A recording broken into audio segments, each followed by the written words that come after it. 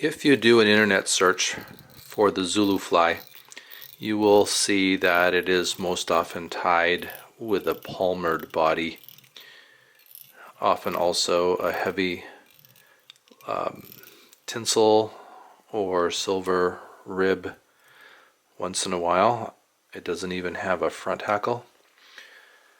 I'm going to be tying the Zulu according to the illustration by Charles Orvis in Mary Marbury Orvis's book, Favorite Flies and Their Histories. I'll be using some red yarn for the tag. It's a tail tag. It doesn't wrap around the hook, but it's not very long and it is cut blunt. I'm going to be using peacock herl for the cylindrical body, and then I'm going to be using starling, a black starling feather for the front hackle, tying this in a soft hackle. And I suspect that originally the fly was tied with black hen, but I don't have any black hen, so let's tie that red yarn in for the tail.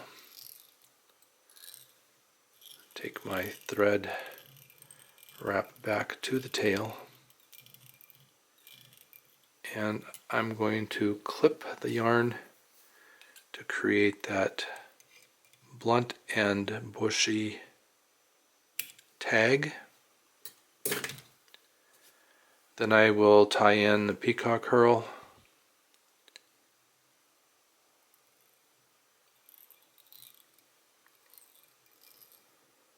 and the peacock herl is wrapped in tight spiral and a tight wrap to create that nice cylindrical body. I've tried a few other things to try to mimic the Charles Orvis illustration. I used some black dubbing. I used black ostrich herl. I think the peacock herl does the best in creating that cylindrical body with the green tints in it. And I'm pretty sure that I can see that there are some green tones in the illustration, really making me want to use peacock herl for that body. Then I'm going to take the tag end of my thread, which I did not cut out, and I'm going to counter wrap it, trying not to lay down the fibers on the herl, but this will strengthen the herl a little bit, kind of an alternative to doing a herl rope. It's hard to not lay down any fibers when you wrap through herl. Try to keep the cylindrical body as much as I can. And up here at the front, the front hackle is going to kind of hide that I laid down some of those herl fibers.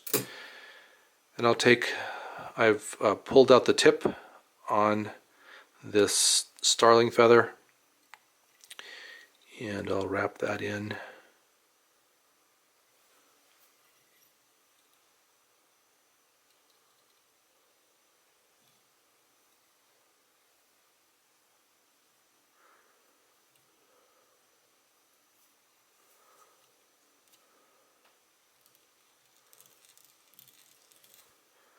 I'm going to clip out that tip,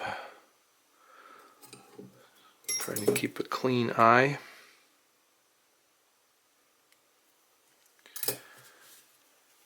And then grab the hackle feather with my hackle pliers and wrap this in a soft hackle style. Try to get those fibers to lay back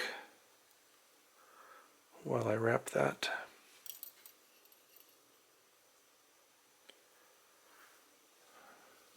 Also trying not to catch in. Looks like I got one there. I'll have to clip out or try to get it to lay back. The hackle on Charles Orvis's illustration seems to be a little bit heavier than this, but on a 16 or an 18 hook I think this works. His head is also a little bit smaller, and that starling quill is fairly easy to just snap out of there.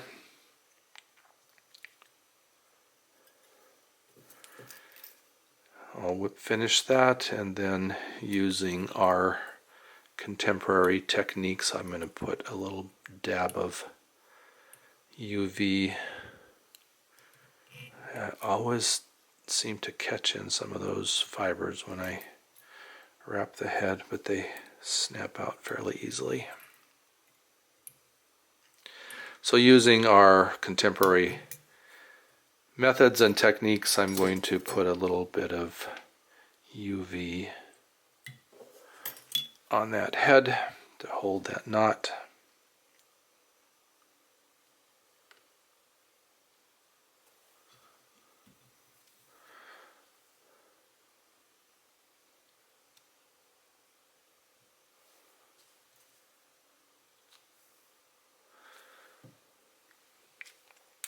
And this then is an attempt to mimic the illustration in Mary Orvis Marbury's book, Favorite Flies in Their Histories, as illustrated by her father, Charles Orvis.